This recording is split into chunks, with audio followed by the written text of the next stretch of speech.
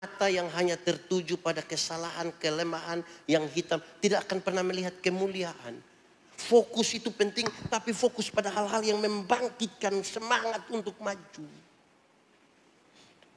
Ibu-ibu itu memang punya ingatan setajam silet, tapi tolong fokus pada ingatan yang baik. Ada ibu-ibu itu suka bilang ke saya, Pak Pendeta, saya ini kok susah sekali ampuni saya punya suami. Iya, kan ibu hanya fokus pada dia punya selingkuh, dia mabuk, dia judi, itu ibu fokus di situ. Bagaimana mau mengampuni?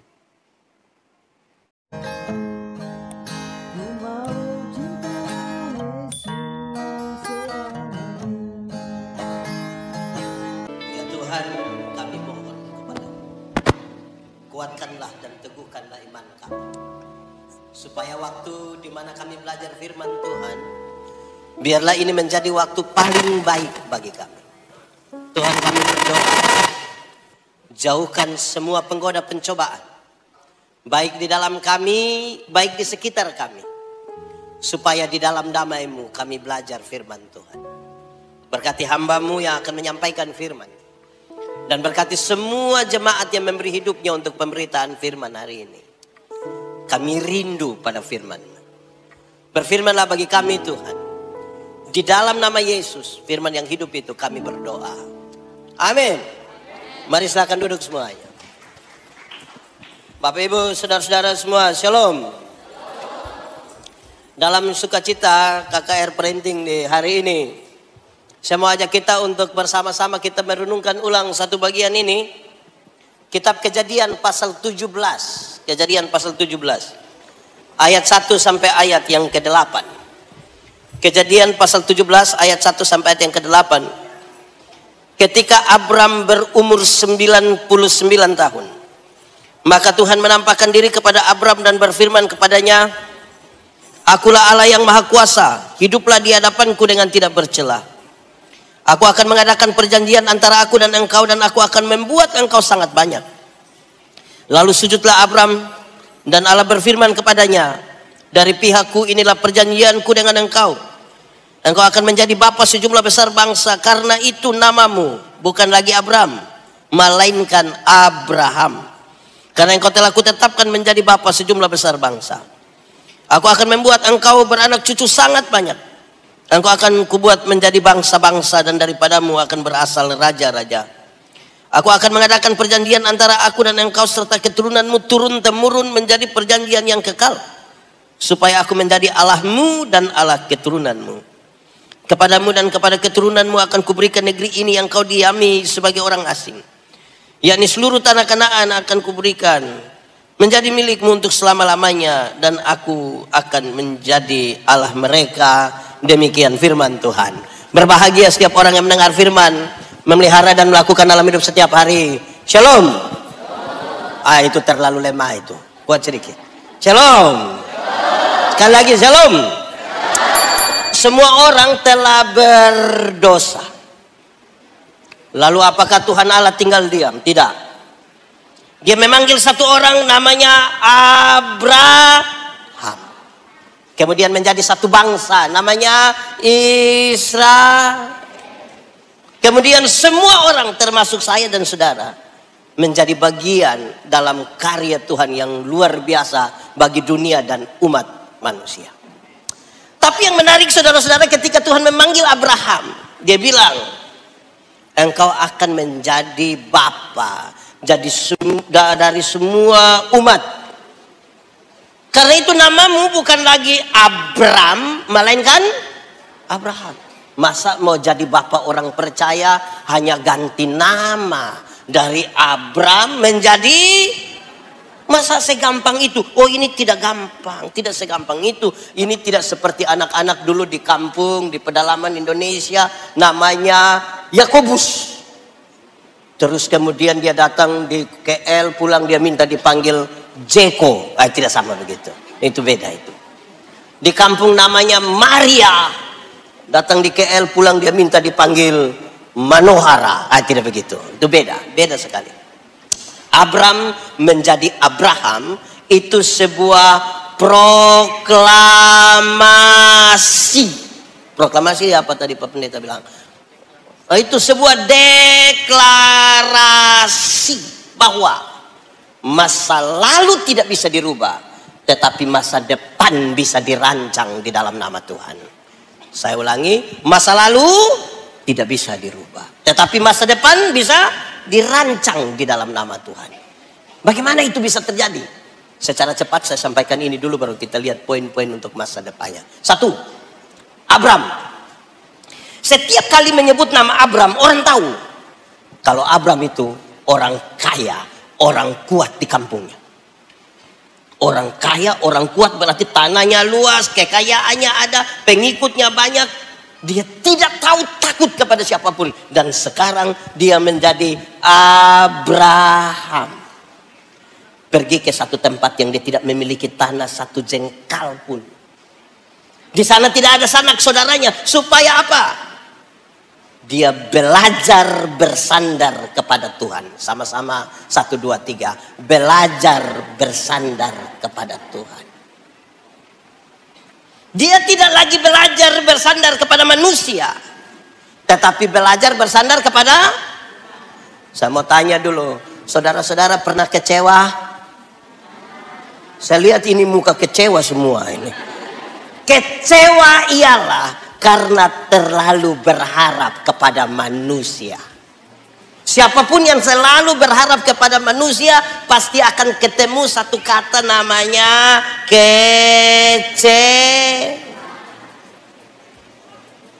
Sekarang dia belajar bersandar kepada Tuhan. Pak Pendeta, tolong jelaskan apa makna yang lebih. Tadi waktu bercerita dengan pastor, saya bilang begini. Waktu pertama jadi pendeta, kita bisa sepertinya belajar bersandar pada Tuhan. Waktu pertama kali diminta untuk pimpin pujian, mungkin kita merasa Tuhan begitu penting. Tolong doakan, tolong dukung, mari kita latihan semuanya. Itu pertama. Tapi ketika terus berulang, makin biasa, orang mulai tidak belajar bersandar. Waktu masih pertama dia datang tulang menyanyi itu masih standar. Ku tahu Tuhan pasti buka Tahu lagu ini? Lalu kenapa suruh saya solo? 3, 4. Ku tahu Tuhan pasti buka apa? Lebih lagi.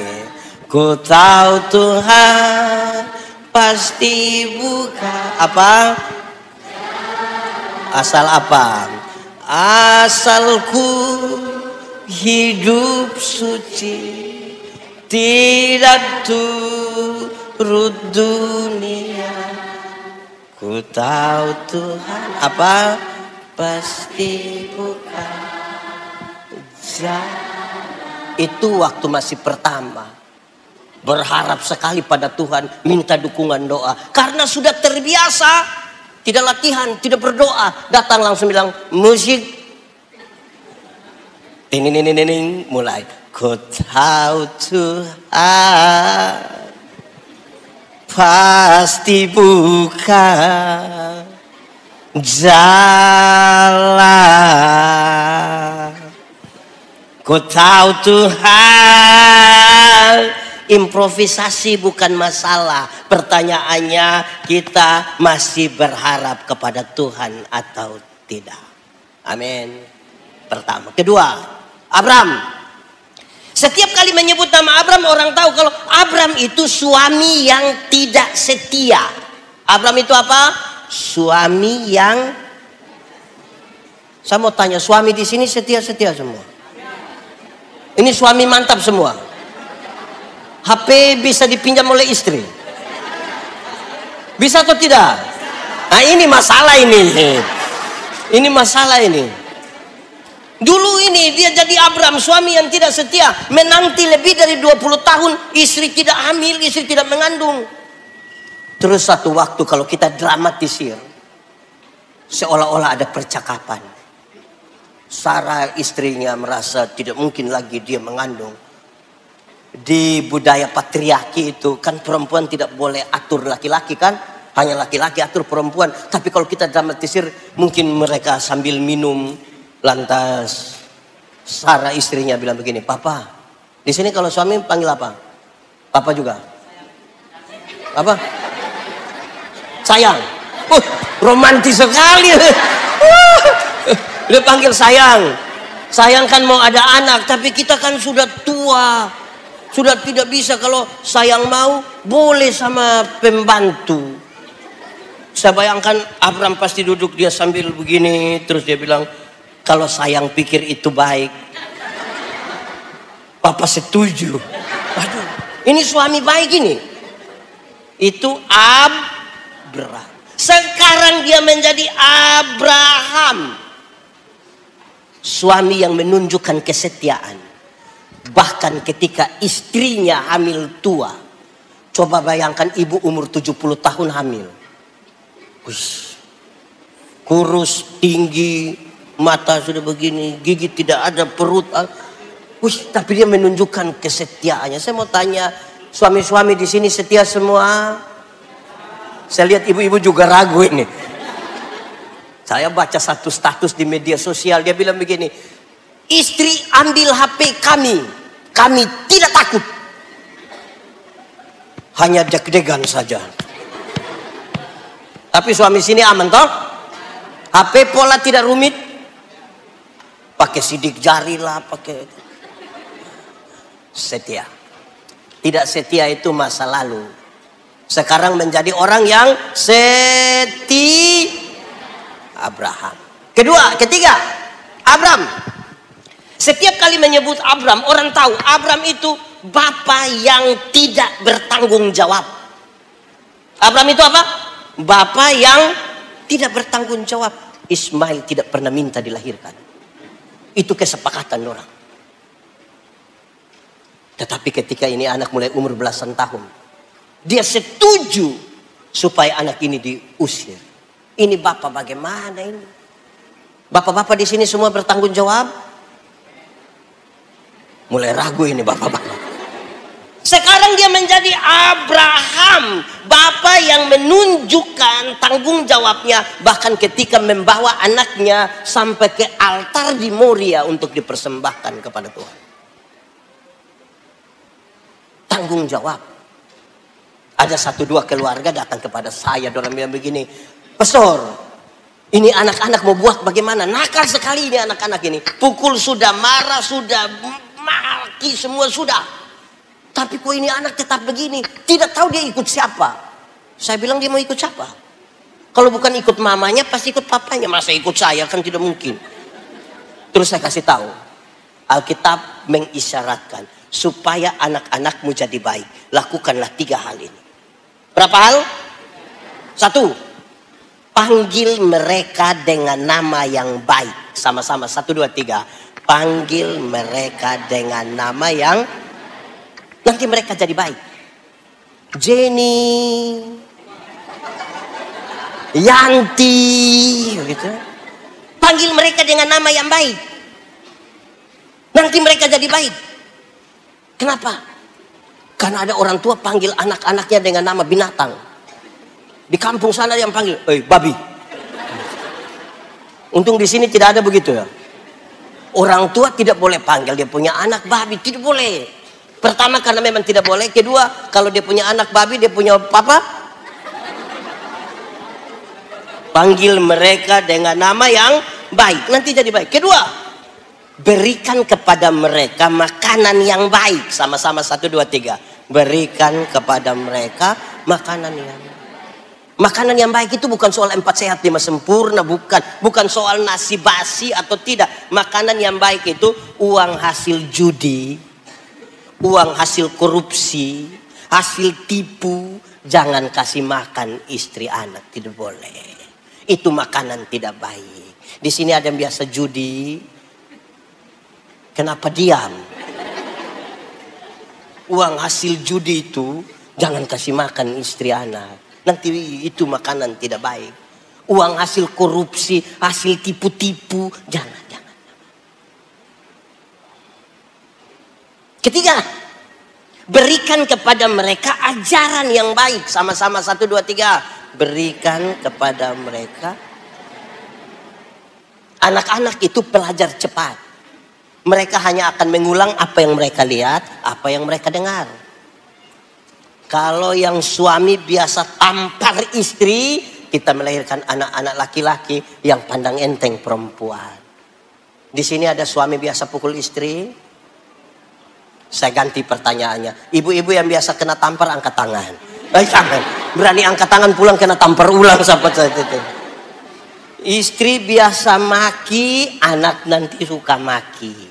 Di sini ada yang biasa maki-maki, mulai hilang suara. Papa malas gereja, anak malas gereja. Kalau begitu, tunjukkan saja yang baik. Semua yang baik itu ada di Alkitab. Itu pun kalau Papa biasa baca Alkitab. Boleh saya tanya, yang sudah baca Alkitab sampai tuntas Kejadian sampai Wahyu boleh angkat tangan. Ya mantap, pasti kurang dari 1%.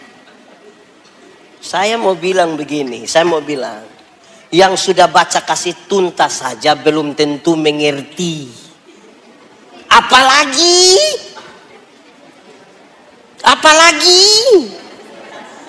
saudara tahu bahwa ternyata baca Alkitab itu butuh CINTA. Dibaca cinta. Butuh itu. Kenapa? Saya mau tanya. Ada yang susah tidur? Malam-malam susah tidur begitu? Ada? Tidur jam 2 bangun 3:30 subuh? Ada? Ada. Lakukanlah apa yang disarankan oleh dokter. Tapi coba lakukan juga 2 hal yang saya bilang ini. 1. Coba baca Alkitab. Coba baca Alkitab. Kejadian 17 ayat 2.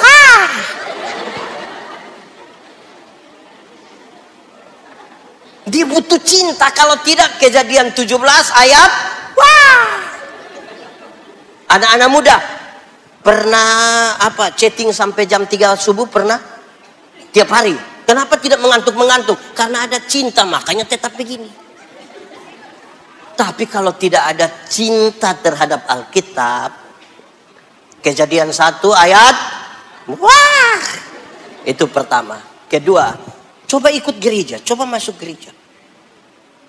Waduh, kita ini kalau masuk gereja pas habis pembacaan Alkitab mau berkhotbah, pendeta bilang tema hari ini adalah masa depan di dalam Tuhan.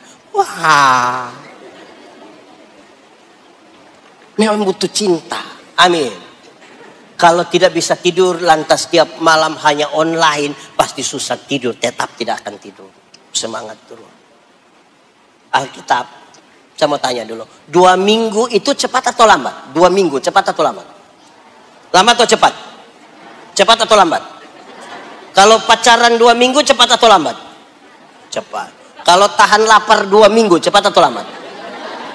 Jadi yang benar 2 minggu termasuk cepat atau lambat? Ya tergantung. Baca Alkitab ini kalau 1 hari 4-8 pasal, 4-8 pasal. Cukup 4 bulan. Baca tuntas 1 Alkitab. 4 bulan cepat atau lambat? Lambat atau cepat? Kalau manusia hidup hanya 4 bulan cepat atau lambat? Cepat. Kalau sakit perut 4 bulan cepat atau lambat? Jadi yang benar 4 bulan termasuk cepat atau lambat? Ya tergantung. Kalau 4 bulan diisi dengan cinta, perhatian, kasih sayang, terasa terlalu cepat. Tapi kalau 4 bulan diisi dengan iri hati, kepahitan, kebencian, cepat atau lambat? Kan itu saya bilang, kasih contohlah dengan penuh cinta. Itu 3. Keempat, Abram. Setiap kali menyebut nama Abram, orang tahu kalau Abram itu berani pergi karena ada janji. Pergilah ke satu tempat yang akan kutunjukkan kepadamu. Tetapi dalam perjalanannya Tuhan rubah. Abram, engkau harus berjanji untuk jalan. Berjanji untuk pergi. Pergi karena janji itu beda dengan berjanji untuk pergi. Pergi karena janji. Dia tanya, saya dapat apa? Ada untung berapa? Ada siapa di sana? Karena ada janji. Tapi berjanji untuk pergi, dia berjanji hari ini dengan komitmen untuk melakukan.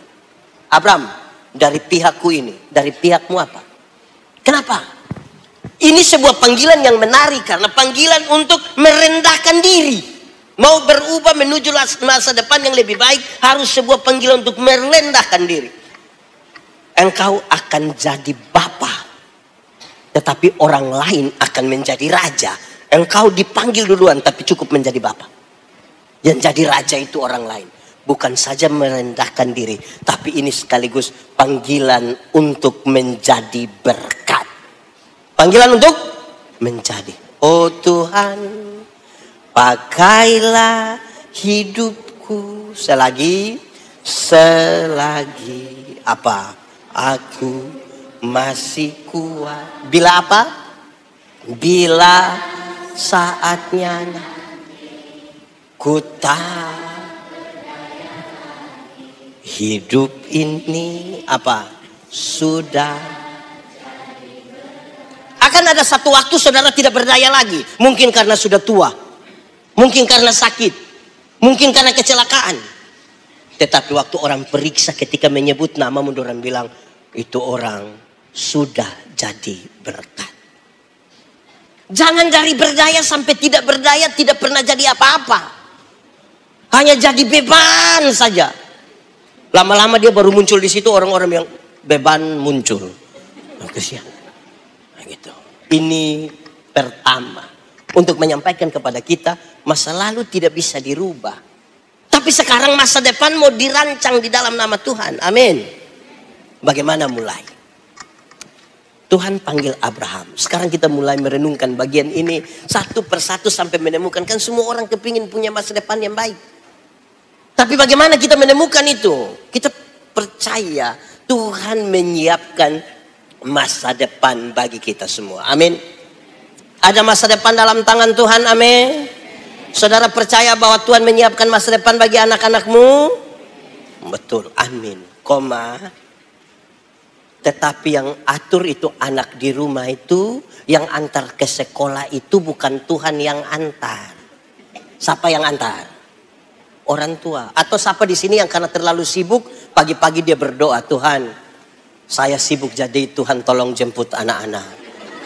Wah, kalau Tuhan yang jemput pulang menangis itu. Jadi bagian kita itu laksanakan, selebihnya itu bagian Tuhan. Amin. Mujizat itu memang ada. Tapi tidak usah bersandar pada mujizat. Mujizat itu bagiannya Tuhan. Bagian kita laksanakan. Amin. Di sini ada anak muda perempuan yang belum menikah. Ada. Jodoh itu memang Tuhan atur. Dia akan datang dengan sendirinya. Tetapi bagian kita juga. Jangan sampai ada yang datang mau menikah terus biar minta maaf Tuhan sudah atur. Yang satu datang minta maaf Tuhan atur. Kapan nanti dia punya bagian? Bagian kita ada. Oke. Satu sekarang. Kita renungkan satu persatu. Hanya 6 bagian. Tapi bagian ini penting bagi kita semua. Untuk menemukan masa depan yang Tuhan siap. Satu. Tuhan panggil Abraham itu untuk apa? Tuhan panggil Abraham itu untuk apa? Jawabannya ringan saja. Untuk tujuan Tuhan. Sama-sama. 1, 2, 3. Untuk tujuan Tuhan. Pasti pertanyaan lanjutan ada. Pendeta, tujuan Tuhan itu apa? Tujuan Tuhan itu adalah mendatangkan damai sejahtera di tengah dunia. Tujuan Tuhan itu apa? Mendatangkan damai sejahtera di tengah dunia. Damai sejahtera itu apa? Damai sejahtera adalah segala sesuatu yang mendatangkan kebaikan bagi umat manusia. Itu namanya damai sejahtera. Segala sesuatu yang mendatangkan apa? Kebaikan. Nah, untuk mendatangkan kebaikan tidak semuanya manis. Saya mau tanya, pernah sakit? Pernah minum obat? Obat itu rasanya manis. Tapi untuk apa? Mendatangkan kebaikan. Yang COVID kemarin pernah dapat suntik? Enak dia rasa. Tapi untuk apa? Mendatangkan. Kadang-kadang orang tua marah anak-anak. Pernah? Untuk apa? Mendatangkan untuk mendatangkan kebaikan bagi umat manusia, Yesus rela mati. Bahkan mati di kayu salib untuk mendatangkan apa? Kebaikan. Itu tujuan Tuhan. Kalau begitu tiap orang mesti bertanya. Yang suami bertanya, apa tujuan Tuhan dalam pernikahan saya dengan istri? Yang istri bertanya, apa tujuan Tuhan dalam pernikahan saya dengan suami? Bertanya. Pernah saudara bertanya begitu? Saya bilang bagian ini kepada banyak orang. Saya tanya pada pasangan yang mau menikah. Saya bilang, kamu menikah untuk apa? Dia bilang, supaya ada keturunan, Pak. Saya bilang, ada orang dia tidak menikah tapi dia punya keturunan. Satu di situ, satu di situ, satu di situ. Padahal dia tidak menikah. Betul atau tidak? Nah, tujuan Tuhan itu bukan itu. Tujuan Tuhan itu adalah supaya nama Tuhan dipermuliakan. Baik ada keturunan maupun tidak ada keturunan. Sebab kalau tujuan hanya untuk ada keturunan, banyak orang tidak menikah tapi keturunan di mana-mana itu. Di Malaysia ada begitu kok tidak? Ada juga. Nah, tujuan Tuhan itu. Nah, tujuan Tuhan yang baik untuk mendatangkan kebaikan itu berkaitan dengan berita Injil. Berkaitan dengan apa? Berita Injil. Injil itu apa? Injil itu berita pembebasan. Injil itu ada dua. Injil itu ada berapa? Satu. Mati masuk surga. Sama-sama. 1, 2, 3. Mati. Untuk apa hidup kaya raya? Badan bagus-bagus. Pakaian ketat-ketat. Mati masuk neraka. Susah-susah, badan kurus sekali, mati masuk surga. Mana yang bagus? Badan bagus-bagus, kaya raya, mati neraka. Susah-susah, mati surga. Mana yang bagus? Mana bagus? Mana bagus? Dua-dua tidak bagus. Yang bagus itu badan sudah bagus, hidup kaya raya, mati masuk. Tapi kita manusia, Tuhan baru kasih sedikit kepercayaan, langsung lupa Tuhan. Dulu belum ada perusahaan rajin gereja. Masuk semua denominasi Kristen yang ada di sini, dia masuk berdoa terus. Ketika Tuhan percayakan ada perusahaan, mulai ada alasan untuk tidak bergereja. Ada toko. Bapak tidak gereja. Tuhan suka kasih ini nanti siapa jaga. Itu jadi masalah. Tuhan baru kasih satu toko, langsung lupa gereja. Apalagi kalau Tuhan kasih tambang emas satu. Bisa gila dia itu. Jadi Injil paling pertama itu adalah mati masuk surga. Injil itu pembebasan. Saudara baca perjanjian lama, kita temukan banyak sekali kata bilang celakalah, celakalah, celakalah, celakalah. Waktu baca perjanjian baru, Yesus lahir, Yesus melayani, Yesus mati, Yesus bangkit naik ke surga, Roh Kudus dicurahkan. Kita tidak menemukan itu celakalah, tapi dia bilang jangan takut, jangan takut, jangan takut.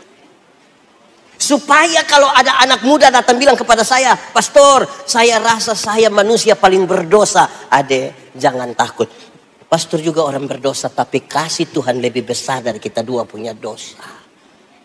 Dia bilang puji Tuhan. Bayangkan kalau ada anak muda datang kasih tahu saya, Pastor, saya rasa saya manusia paling berdosa. Iya, saya lihat engkau punya muka-muka berdosa ini. Saya bilang, engkau ini kalau tidak bertobat kaki tangan akan patah semua.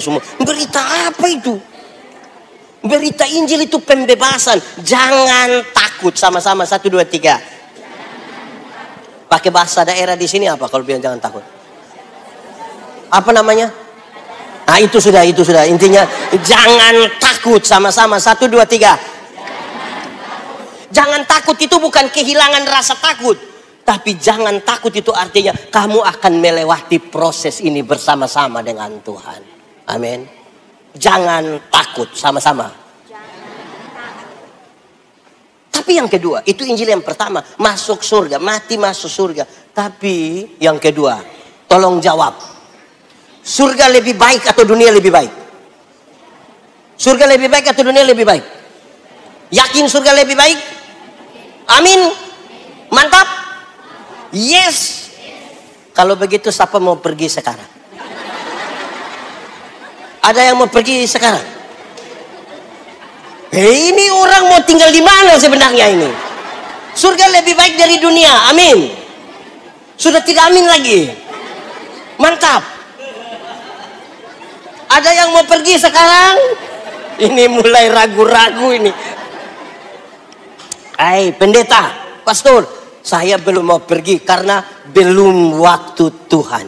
Oke, belum waktu Tuhan. Tapi tanda-tanda kerajaan sorga sudah harus terjadi di tempat di mana kita tinggal.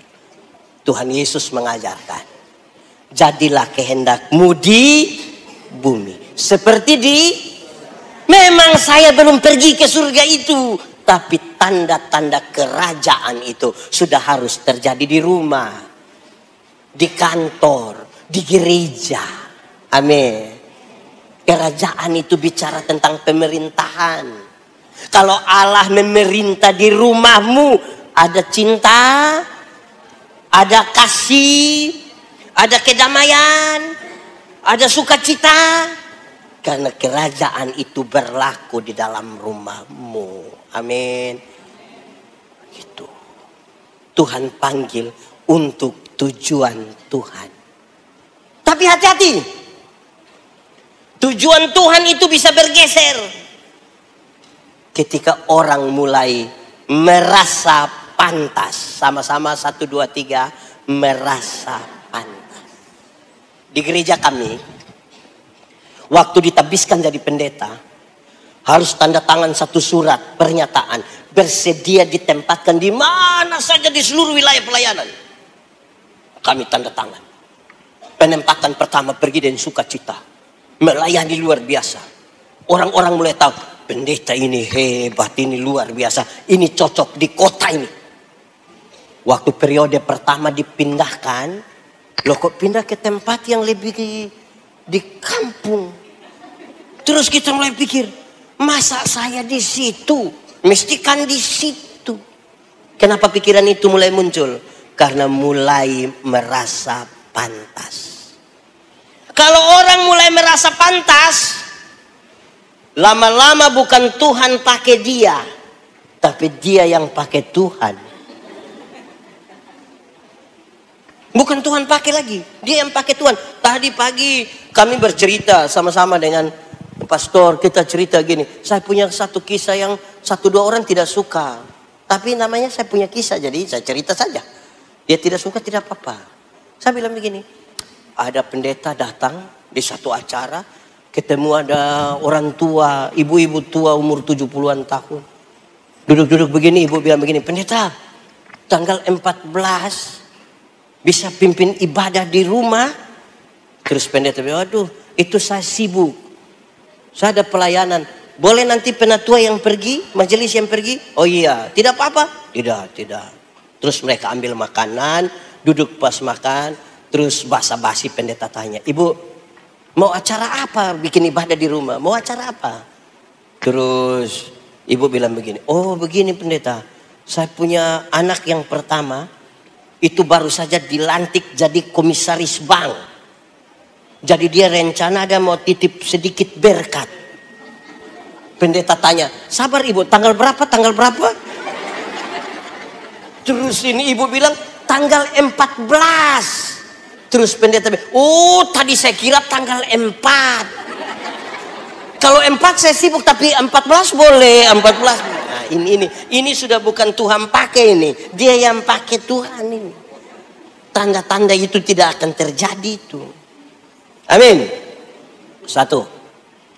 Lalu tujuan Tuhan sudah ada ini, mendatangkan tanda-tanda kerajaan. Semua orang merenungkan sekarang, apa tujuan Tuhan dalam hidup saya? Apa tujuan Tuhan tempatkan saya di sini? Apa tujuan Tuhan suruh saya main musik? Apa tujuan Tuhan suruh saya menari, menyanyi? Apa tujuan Tuhan? Setelah itu, yang kedua, Tuhan bukan saja taruh tujuannya, tapi yang kedua ini menarik. Tuhan lengkapi dengan karunia. Tuhan lengkapi dengan apa? Karunia.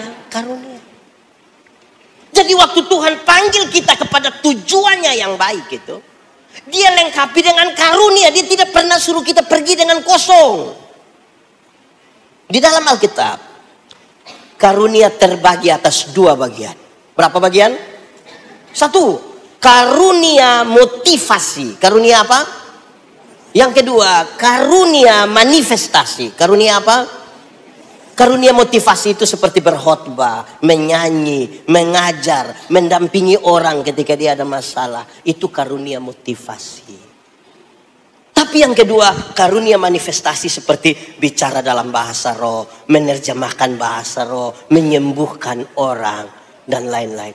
Dua karunia ini dipakai untuk pembangunan jemaat. Tidak ada satu lebih dari yang lain, sama.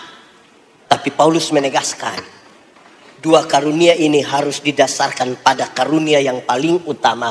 Dan karunia paling utama adalah kasih. Apa gunanya? Sekalipun engkau bisa bicara dalam semua bahasa manusia, bahkan bahasa malaikat engkau hafal semuanya, tapi kalau kasih tidak ada, engkau hanya seperti gong yang gemerincing. Sekalipun engkau pintar, sekalipun engkau punya iman yang sempurna dan dapat memindahkan gunung ke laut, tapi kalau kasih tidak ada, engkau itu hanya tidak ada gunanya, dia bilang. Sekalipun engkau memberi dirimu untuk dibakar, sekalipun engkau memberi semua yang ada padamu, tapi kalau kasih tidak ada, engkau tidak ada faedahnya.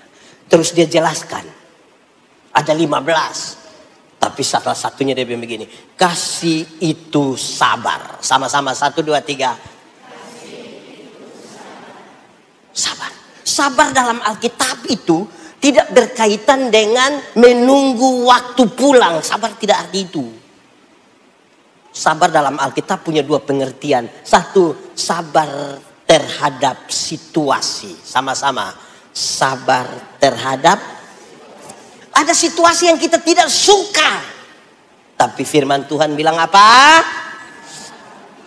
Ada sakit, ada penderitaan yang kita sudah tidak mau jalani. Tapi firman bilang apa? Ada masalah-masalah tertentu yang kita sudah tidak mau jalani lagi. Tapi firman Tuhan bilang, ada pendeta, ada pastor yang khotbah terlalu lama, kita sudah tidak mau dengar lagi. Tapi firman bilang, ada lagu dulu bilang, sabar dalam susah. Kenapa?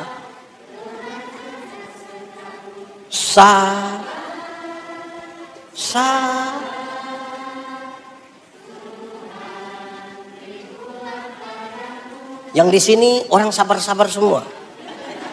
Sabar terhadap situasi. Tapi yang kedua, sabar terhadap orang. Sama-sama 1, 2, 3. Ada orang-orang tertentu dalam hidup ini yang terlalu menjengkelkan. Tapi firman bilang, ada tetangga-tetangga di dekat rumah itu yang terlalu menjengkel. Tapi firman bilang, ada sama-sama pemain musik itu yang terlalu menjengkel. Tapi firman bilang, ada suami-suami itu yang terlalu menjengkel. Tapi firman bilang, ada juga istri-istri yang terlalu. Ada kok tidak? Itu siapa punya istri itu yang terlalu apa? Menjeng. Tapi firman bilang, ulang, sabar dalam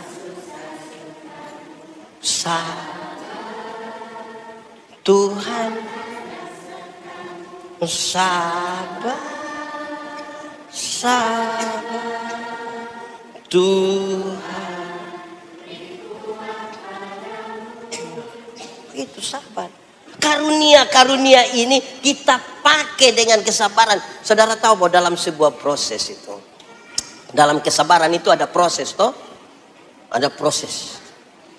Saya tidak tahu di Malaysia punya dipanggil apa, disebut apa, tapi kalau di Indonesia dulu ada satu binatang namanya ayam.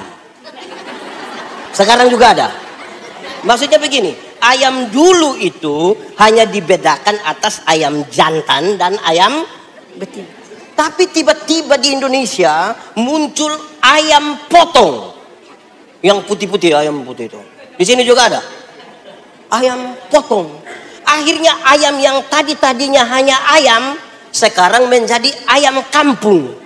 Karena sudah ada ayam potong. Itu yang buat kita manusia bingung. Apakah ini ayam kampung yang dipotong atau ayam potong yang di kampung? Kita pusing. Tapi ayam kampung itu, kita pelihara lama itu, masih kecil juga, tapi dia punya daging enak atau tidak? Kalau betina bertelur atau tidak? Kalau dijual mahal atau tidak? Kan ini ayam tahu proses.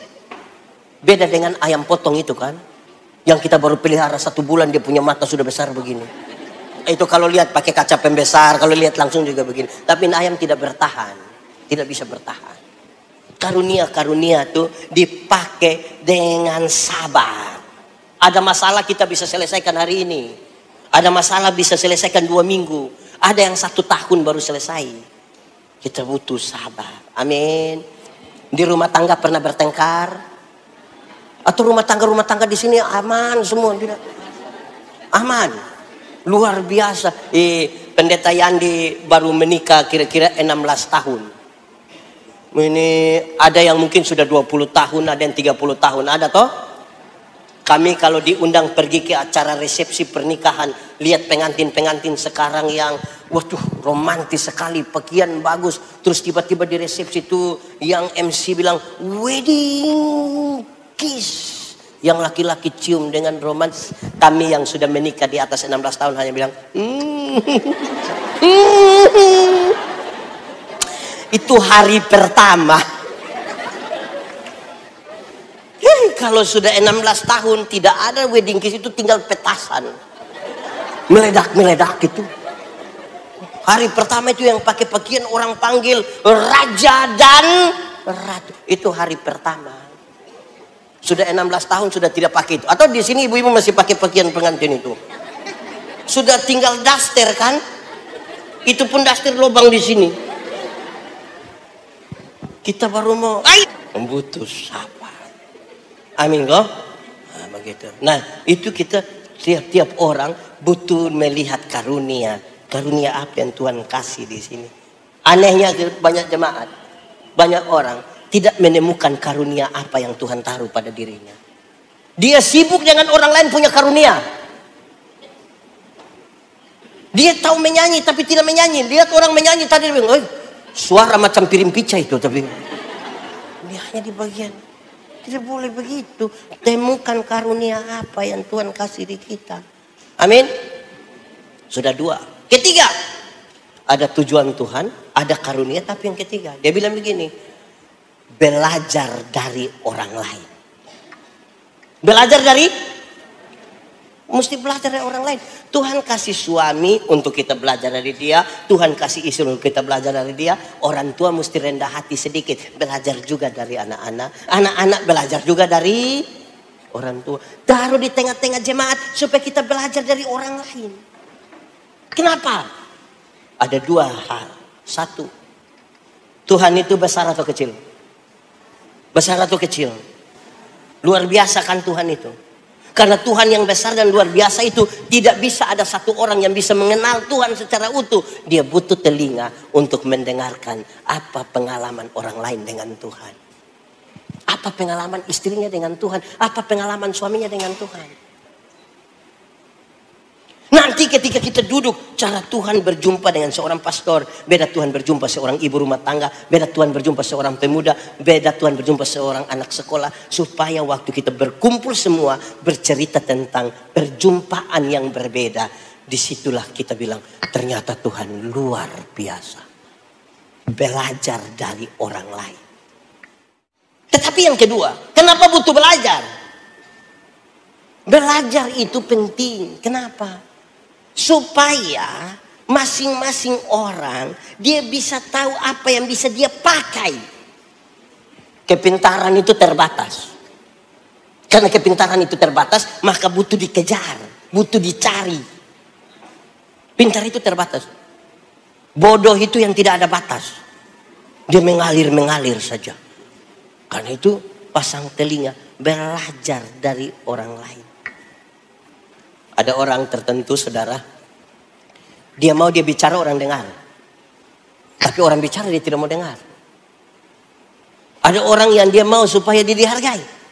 Tapi dia tidak mau menghargai. Ada orang-orang tertentu yang dia tahu bahwa pikirannya itu paling bagus. Dia tidak mau membuka diri terhadap orang lain. Nah, Tuhan kasih kita, ada orang lain. Ada orang lain. Tadi saya tanya pastor bisa main musik? Tidak apa-apa. Kami pastor tidak perlu tahu main semua, tidak usah. KKR begini kami yang tahu berkhotbah. Ada yang main itu, ada yang main itu, ada yang itu. Bayangkan kalau seorang pastor ini dia mau semua. Khotbah di sini dia pindah pukul band, di situ dia pindah lagi. Lama-lama gila itu pastor di sini. Dia butuh belajar dari orang lain kan? Itu yang dia bernama kesatuan, persekutuan. Persekutuan itu bukan apa ya? Tuhan panggil kita untuk menjadi satu, bukan untuk menjadi seragam. Bukan menjadi seragam itu satu baju hitam semua hitam. Satu bilang oh semua oh. Menjadi satu itu berarti mengelola perbedaan. Siapa tidak mencintai perbedaan tidak bisa hidup di dunia. Karena dunia, fakta kosmis menunjukkan bahwa di dunia semua itu berbeda. Ada atas, ada kanan, ada panas, ada laki-laki, ada. Itu beda atau sama? Beda. Satu hari saya kasih nikah satu pasang nikah. Yang laki-laki umur 64 tahun. Yang perempuan umur 20 tahun. Itu beda usia berapa tahun itu? 44. Saya jemaat yang hadir ini mereka bicara terus. Wah, beda kok 44 tahun. Waktu khotbah saya bilang begini. Dalam sebuah pernikahan beda usia tidak penting. Yang lebih penting adalah mereka harus beda jenis kelamin. Itu lebih penting. Untuk apa sama-sama umur 30 tahun tapi laki-laki semua? Mau buat apa coba itu? Untuk apa sama-sama umur 30 tapi perempuan semua? Wah, aneh itu. Jadi berbeda tidak apa-apa. Kenapa saya harus bicara? Dunia sekarang ini aneh-aneh. Ada laki-laki ganteng-ganteng. Pacarnya laki-laki juga. Kita pusing itu. Tuhan sudah atur berbeda-beda toh. Berbeda tidak apa-apa. Saya ingat ada satu ibadah. Saya berkhotbah mungkin ada 5.000, 6.000 orang hadir. Menjelang khotbah itu ada kesaksian. Ada ibu-ibu bilang begini. Dia bangun, dia bersaksi. Ada satu waktu antara tidur atau tidak tidur dia dibawa ke surga. Dalam kesaksian itu dia bilang surga itu bagus sekali. Saya bilang ya pasti Tuhan tinggal pasti bagus. Malaikat bawa dia jalan-jalan melancong begitu di surga. Ada ruangan. Dia coba lihat ke dalam. Itu ruangan penuh dengan mulut penuh di situ. Jadi dia tanya pada malaikat, kenapa itu ruangan penuh dengan mulut? Terus dia bilang, malaikat jawab begini, oh itu mulutnya pendeta-pendeta itu. Mulutnya pastor itu. Kenapa? Pendeta-pendeta khotbahnya bagus jadi mulut masuk surga. Kaki tangan ada di neraka. Saya tersinggung itu. Pas bagian saya mau khotbah saya bilang, ibu kita dua selesaikan masalah tadi. Kita selesaikan. Saya bilang begini, ibu tahu pisau. Dia bilang tahu pendeta. Coba ibu ambil pisau, potong ibu punya jari ini. Sudah luka berdarah terus dia bilang, ngerasa kau. Dia bilang, tidak bisa. Nah itu. Alkitab bilang, kepala gereja itu Tuhan. Kita ini satu tubuh. Karena kita satu tubuh, mata tidak lebih penting dari telinga. Kaki tidak lebih penting dari tangan. Betul atau tidak? Semua penting. Atau siapa yang malam-malam sakit perut mau ke WC terus kaki bilang perut. Jalan sendiri perut saya bisa begitu. Alkitab bilang kalau tangan terluka mata menangis. Kalau mata menangis tangan ini apa ini? Lalu melap, tidak apa-apa lah, yang penting kita mengerti. Ini namanya apa? Lap, wah sudah itu sudah. Masa mata menangis, tangan begini-begini lagi. Dia sebagai ibu tolong omong yang benar. Mau masuk surga, mulut, kaki, tangan masuk semua. Masa mulut di sini, kaki? Itu ajaran sesat itu. Belajar dari orang lain juga toh. Ya, tadi paduan suara itu. Tepuk tangan dulu itu paduan suara itu. Kan itu pengelolaan perbedaan. Ada yang suara 1, suara 2, suara 3, suara 4 toh. Bila namaku. Kenapa tadi menyanyi? Menyanyi apa tadi itu? Apa? Kalau bunyi sangkakal. Ada yang pakai suara 3 bagus toh. Dan semua jaga supaya dia punya akordnya mantap toh. Bayangkan kalau tiba-tiba ada ibu-ibu langsung bila bunyi sangkakal. Orang bilang tahan-tahan sedikit. Waktu latihan ada ibu-ibu begitu kan menjengkelkan kan. Karena itu kita mesti jaga toh. Gitu. Bila bunyi sangkakal lah, bila bunyi. Yang main musik tadi hanya bilang semua langsung bilang pas habis treng untung dia bilang teng. Tapi supaya kita mengelola perbedaan. Betul kok tidak? Jemaat. Di sini tidak ada jemaat. Jemaat hanya 10. Jemaat. Tuhan cipta manusia, laki-laki dan perempuan. Bukan sekedar jenis kelamin saja. Tapi ada pola yang Tuhan sedikit mau kasih tinggal supaya manusia mengelola perbedaan itu untuk menjadi berkat. Ada 4 pola. 1.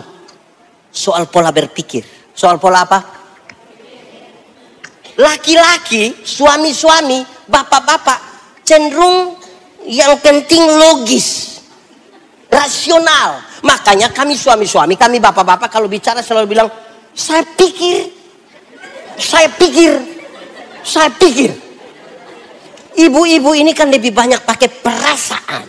Makanya ibu-ibu kalau bicara dia bilang, saya rasa. Bayangkan menikah 20 tahun, bapak hanya saya pikir, ibu hanya saya rasa. Lama-lama tetangga akan bilang, sudah rasa kamu. Jadi hidup itu belajar dari orang lain untuk menyeimbangkan apa yang dipikirkan dan apa yang dirasa. Untuk tujuan Tuhan. Itu. Kedua, soal pola kerja. Pola apa? Kami bapak-bapak, kami suami-suami ini cenderung pekerja tunggal. Kami bapak-bapak ini hanya pergi bekerja di kantor atau di mana begitu. Hanya pergi ke situ tapi kami pulang. Kami rasa kami sudah kerja seluruh dunia dan segala isinya. Kami rasa berjasa sekali itu. Beda dengan ibu-ibu kan. Ibu-ibu itu kan pekerja jamak. Bangun pagi, bisa siap anak-anak sekolah. Bisa siap suami untuk pergi ke mana. Bisa siap sarapan pagi. Bisa siap makan siang. Bisa sambil setrika. Bisa sambil foto-foto. Atau bisa siap semua. Itu bukan untuk dibandingkan. Tapi untuk dikelola. Untuk tujuan Tuhan. Amin. Tidak boleh ada istri bilang, coba sayang jadi saya, coba-coba. Tidak bisa begitu. Justru karena kita berbeda itulah maka satu jadi satu tuh. Kalau misalnya Pendeta Yandi jadi dia punya istri jadi apa? Ya memang kita mesti berbeda. Itu satu pola berpikir, 2 pola kerja. Bapak-bapak itu kalau ada acara begini, bapak-bapak ketua panitia, coba telepon. Bagaimana bapak? Pasti dia jawab 1 kata saja, beres. Nanti dia beres baru yang istri bilang, beres apa? Karena dia polanya tunggal. Amin. Bapak-bapak itu kalau ada tamu baru sampai emper tangga terakhir dengan suara yang mantap, bapak akan bilang, mama kopi. Padahal kopi tidak ada. Terus nanti mama usaha, istri usaha, habis itu tamu pulang, istri bilang, papa lain kali itu tanya dulu. Terus suami hanya bilang, kan saya sudah beli kan. Istri bilang, iya papa beli 6 bulan lalu. Papa pikir 6 bulan lalu itu seumur hidup. Karena polanya tunggal. Ketiga, soal pola bicara. Laki-laki itu cenderung pendiam. Kami bapak-bapak, kami suami-suami, kami cenderung pendiam. Sebuah penelitian bilang seorang suami, seorang bapak, seorang laki-laki itu satu hari kalau bicara kira-kira 7.000 kata. Berapa ribu? Tapi seorang perempuan satu hari kalau bicara minimal sekurang-kurangnya 21.000. Suami 7.000, istri pagi-pagi suami sudah pergi kerja, anak-anak sudah sekolah, ibu sendiri di rumah. Mau 21.000 sama siapa? Terus rata-rata suami pulang kerja jam berapa? Jam berapa biasa? Sampai rumah jam 6. Istri rencana kasih keluar yang 3.000. Terus dia sambut suami, sayang. Terus suami bilang, hah? Aduh, saya bisa bayangkan Menara Babel itu. Menara Babel itu hancur itu. Tidak selesai bukan karena kurang uang, bukan karena kurang material, bukan karena kurang tenaga kerja. Hanya karena satu, terputusnya komunikasi di antara mereka. Karena gagal mengelola itu. Amin. Ada suami, istri, anak yang sudah jarang ketemu lagi. Ketemu masing-masing sibuk dengan handphone. Sambil senyum-senyum sendiri. Lama-lama gila itu. Ada di Malaysia ada yang begitu. Handphone itu berhasil mendekatkan yang jauh tapi menjauhkan yang. Soal komunikasi mesti kita belajar, kan ini kesatuan. Ada suami yang duduk sama-sama istri, tiba-tiba ada bunyi telepon masuk. Bukan terima di samping istri, dia angkat sedikit menjauh, baru dia bilang, halo. Kalau itu terjadi, hai istri-istri, aku berkata kepadamu, curiga sudah. Rahasia negara apa yang terlalu sampai bicara harus menjauh dari istri, baru bilang, halo. Komunikasi. Keempat, untuk kesatuan ini, soal pola mengingat. Pola apa? Kami bapak-bapak, kami suami-suami ini, kami laki-laki cenderung cepat lupa. Kami bapak-bapak yang cenderung cepat lupa. Dia turun dari kereta, dia kunci. Teng, jalan 30 langkah terus dia, sudah kunci belum, dia balik, dia kunci lagi. Cenderung cepat lupa. Makanya banyak bapak-bapak, banyak suami kalau di luar rumah dia lupa kalau dia ada istri. Maksudnya dia cerita sama teman sampai bisa lupa ada janjian dengan istri. Maksudnya begitu. Jangan berpikir negatif terlalu juga. Maksudnya begitu. Sementara yang wanita, yang ibu-ibu, yang perempuan itu ingatannya tajam sekali, setajam silet. Ibu-ibu itu kalau kita bilang, orang seperti saya tidak pernah marah saya punya istri. Nanti yang protes istrinya, tidak pernah apa sayang. Memang tidak pernah. Yang mana? Waktu itu? Yang mana? Tahun 1900. Itu dia hafal semua. Aduh. Saya mau tanya anak-anak, yang anak-anak muda pernah periksa saku dari orang tua pakai pakaian itu ke kerja atau kemana, pernah periksa saku-sakunya, pernah atau tidak? Pernah. Yang paling banyak dapat uang tuh di papa punya atau mama punya? Papa pasti lupa. 1 ringgit sampai 10 ringgit itu papa lupa. Jangan coba-coba periksa mama punya. Itu pekerjaan sia-sia. Dalam hal inilah mama seturut dengan Alkitab. Di mana hartamu berada, di situ juga. Jangankan uang, Tupperware saja dia hafal. Mengingat itu untuk dikelola kesatuan, belajar dari orang lain kalau mau punya masa depan yang baik. Amin. Baru 3, masih 3. Sabar. Keempat, fokus. Sama-sama, 1, 2, 3. Memang sudah belajar dari orang lain, tapi fokus. Banyak kali kita tidak fokus. Tidak fokus. Meninggalkan yang kita punya pekerjaan, urus orang lain punya pekerjaan. Meninggalkan yang kita punya pelayanan, urus orang lain punya pelayanan. Ada yang sudah tidak fokus dia punya pekerjaan. Lapor-lapor lagi ketua pakai dia punya keadaan. Fokus. Ada para psikolog suka pergi ke penjara. Dia bawa kertas putih, bawa spidol, dia kasih titik di sini. Dia bilang, mau lihat apa? Ada titik, ada berapa? 1. Warna apa? Hitam. Hanya 1 titik? Iya. Benar-benar hanya 1? Iya. Lantas psikolog bilang begini, kamu terlalu tertuju pada titik hitam ini sampai lupa melihat ini lembaran putih, halaman putih yang masih banyak. Mata yang hanya tertuju pada kesalahan, kelemahan yang hitam tidak akan pernah melihat kemuliaan. Fokus itu penting, tapi fokus pada hal-hal yang membangkitkan semangat untuk maju. Ibu-ibu itu memang punya ingatan setajam silet, tapi tolong fokus pada ingatan yang baik.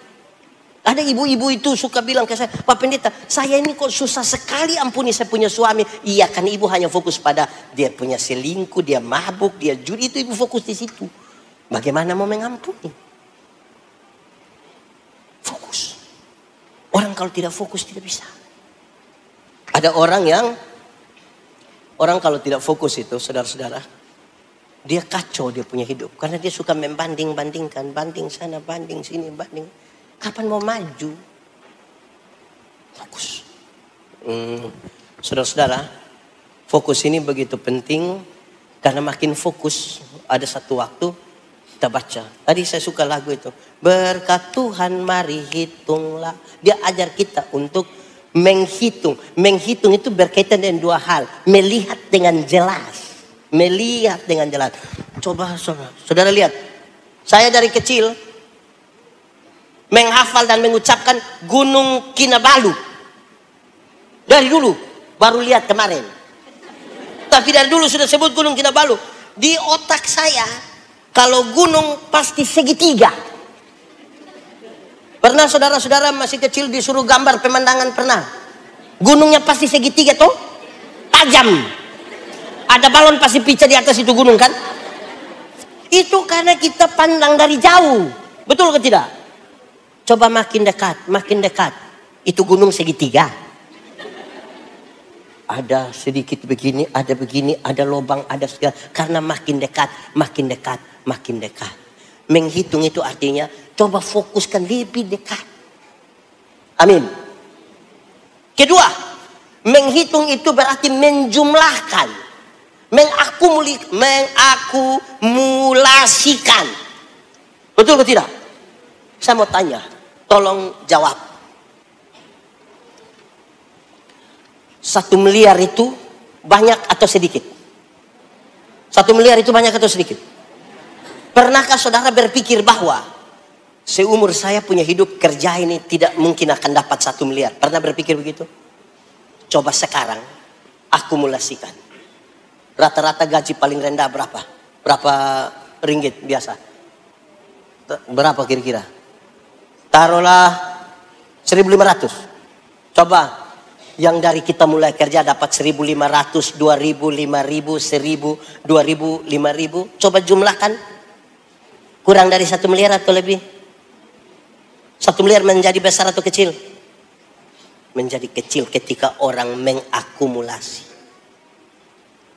Makanya kalau kita menyanyi lagu yang berkat Tuhan mari hitunglah. Ada ayatnya bilang begini. Bila kau memandang harta orang lain, janganlah khawatir, Tuhan adalah.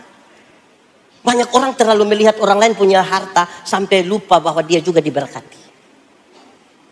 Banyak orang terlalu bicara orang lain punya persoalan sampai lupa kalau dia juga ada persoalan karena fokusnya ke orang lain. Tidak fokus. Jadi fokus itu penting untuk kita sukses. Saudara tahu, saya mendampingi banyak anak muda. Anak muda yang paling banyak gagal itu adalah anak muda yang mau urus semua hal. Yang dia datang dia bilang, apa yang saya tidak kerja? Apa? Nah itu yang gagal semua.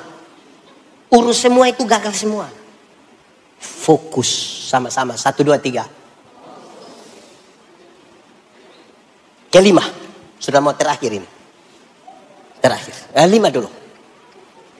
Ada tujuan Tuhan. Kita sudah dilengkapi dengan karunia. Belajar dari orang lain. Fokus. Fokus itu orang kenal diri ya.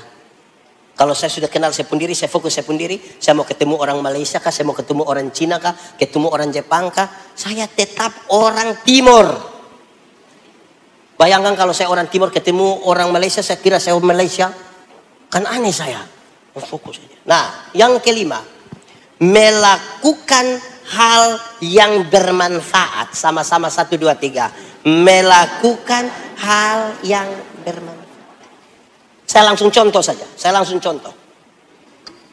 Gereja tempat saya layani, paduan suara, vokal grup yang mau menyanyi, itu orang sudah tahu.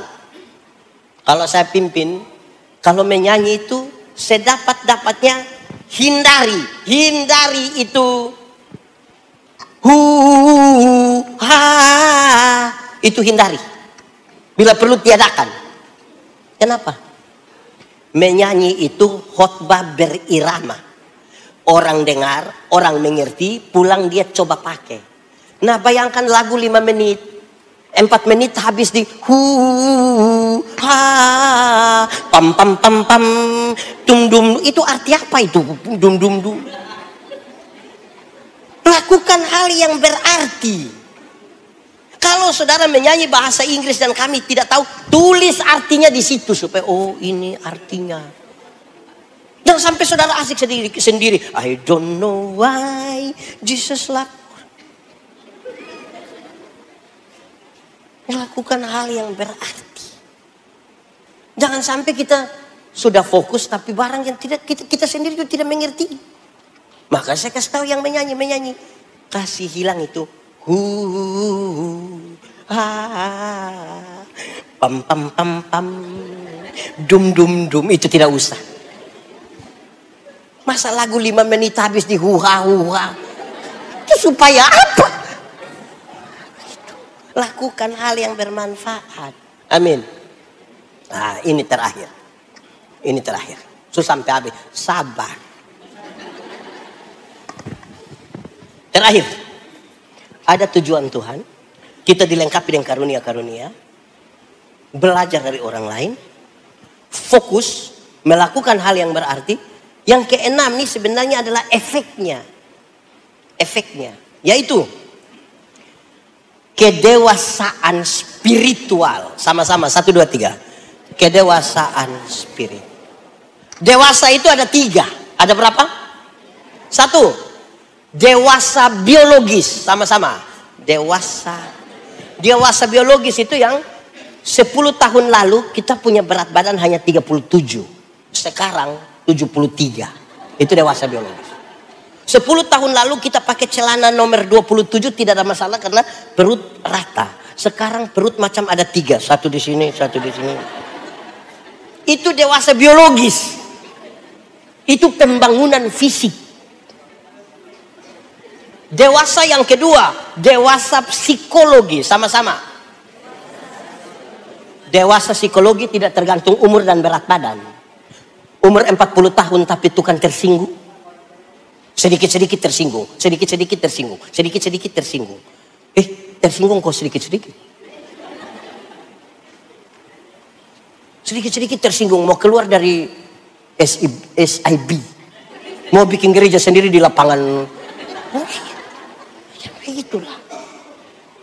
Itu di kampung kami kalau orang yang di banyak orang dia sedikit tersinggung, orang bilang badan besar tapi dia sesungguhnya masih anak-anak itu. Yang ketiga, dewasa iman, sama-sama. Ada anak umur 3 tahun, ada meja berat 10 kilogram. Anak umur 3 tahun bisa pikul meja yang 10 kilogram? Bisa? Tidak. 17 tahun kemudian dia umur 20 tahun. Bisa pikul meja yang 10 kilogram. Yang berubah anak atau meja? Itu dewasa iman. Tidak meminta beban menjadi ringan. Tapi dia minta bahu yang semakin kuat. Orang dewasa iman tidak akan menangis meminta masalah berubah. Saudara punya masalah? Tidak usah omong. Saya lihat ini muka masalah semua. Masalah ialah kesenjangan antara harapan dan kenyataan. Harapan menikah umur 28, kenyataan sudah 34. Ya masalah. Soal masalah bukan masalah. Sikap kita terhadap masalah lebih penting dari itu masalah. Karena itu dia tidak akan merengek meminta masalah berubah. Kan dia tahu kalau Tuhan izinkan dia berjumpa dengan masalah, Tuhan tahu seberapa kuatnya dia. Karena itu hampir-hampir orang dewasa iman tidak akan meminta orang lain berubah. Tapi siapa yang berubah? Diri sendiri. Kadang-kadang kita terlalu sibuk minta orang lain berubah. Sampai lupa rubah diri sendiri. Ini. Nah, kedewasaan spiritual, kedewasaan iman ini menarik. Itu gerakan dari dalam keluar. Bukan dari luar ke dalam. Yang di dalam itu apa? Yang di dalam itu teologi. Apa yang kita imani, apa yang kita percaya itu di dalam. Yang keluar itu etika. Perjumpaan antara teologi dan etika itulah spiritualitas. Itulah iman yang pada hakikatnya adalah orang melakukan sebuah tindakan etikanya. Bukan gerakan dari luar ke dalam. Gerakan dari luar ke dalam itu beda dengan yang dari dalam keluar. Yang dari dalam keluar itu dilihat sampah. Tanpa ada yang suruh dia ambil. Karena gerakannya dalam dia ambil saja. Kalau yang dari dalam keluar. Pas dia lihat sampah mau ambil. Dia kasih tahu dia pun teman. Pastor. Pas saya ambil pastor tolong foto. Foto habis dia upload baru tulis bilang begini. Kebersihan adalah bagian dari iman. Itu pencitraan itu namanya. Orang kedewasaan spiritual itu kalau dia mau melayani, main musik, mau menyanyi, dia datang saja. Dia ikut saja. Dia persembahkan diri saja. Karena ada yang penyanyi, ada yang main musik yang kita bilang, "Woi, datang." Dia bilang, "Sebenarnya saya tidak datang tapi pastor suruh telepon." Jadi dia datang itu karena pastor telepon. Untung bukan Tuhan yang telepon. Jadi gerakannya mesti dari dalam keluar. Gerakan yang dari dalam keluar itu spiritualitas. Saudara lihat sekarang. Ada tujuan Tuhan. Ada karunia. Belajar dari orang lain. Fokus melakukan hal yang berarti. Maka dengan sendirinya ada kedewasaan spiritual. Masa orang tidak punya masa depan yang bagus di situ? Saudara pernah dengar kok tidak orang bilang begini, kamu ini pergi ke gereja terus tapi sama saja. Pernah? Atau memang sendiri omong? Itu kalimat ingin menunjukkan bahwa seolah-olah kita beribadah, kita melayani kok tidak ada perubahan apa-apa. Karena faktornya dari luar ke dalam. Sekarang kita bicara tentang sesuatu yang bergerak dari dalam ke luar. Itu baru bisa membuat orang kemudian bisa menikmati sebuah kehidupan beribadah. Betul, masa depan ada. Harapan tidak akan ada. Tapi yang menarik, teks tadi mengarahkan kita mulai dari rumah, mulai dari kepribadian kita masing-masing. Mari kita tunduk kepala di hadapan Tuhan semuanya. Kita angkat hati. Firman Tuhan berkata, kalau kamu dengar suaranya, jangan keraskan hatimu. Minta Tuhan lembutkan setiap hati yang keras. Minta Tuhan sentuh dan jamah setiap hati. Yang mungkin penuh dengan kepahitan. Yang mungkin penuh dengan kebencian. Mungkin ada masalah yang tidak terselesaikan. Minta Tuhan sentuh. Minta Tuhan jamah. Nikmati saja 1-2 menit dengan Tuhan malam hari ini. Saudara perlu berdoa. Katakan dari hatimu dengan jujur. Ingat, jujur kepada Tuhan. Jujur. Manusia bisa kita tipu, tapi Tuhan tidak bisa kita tipu. Dia lihat sampai ke kedalaman jiwa kita. Dia sungguh tahu siapa kita. Nikmati 1-2 menit, katakan itu kepada Tuhan. Bahkan untuk hal yang kita tidak pernah ucapkan kepada siapapun. Nikmati saja 1-2 menit ini. Ku mau cinta Yesus selamanya. Puji dan sembah padamu Tuhanku sepanjang hidup.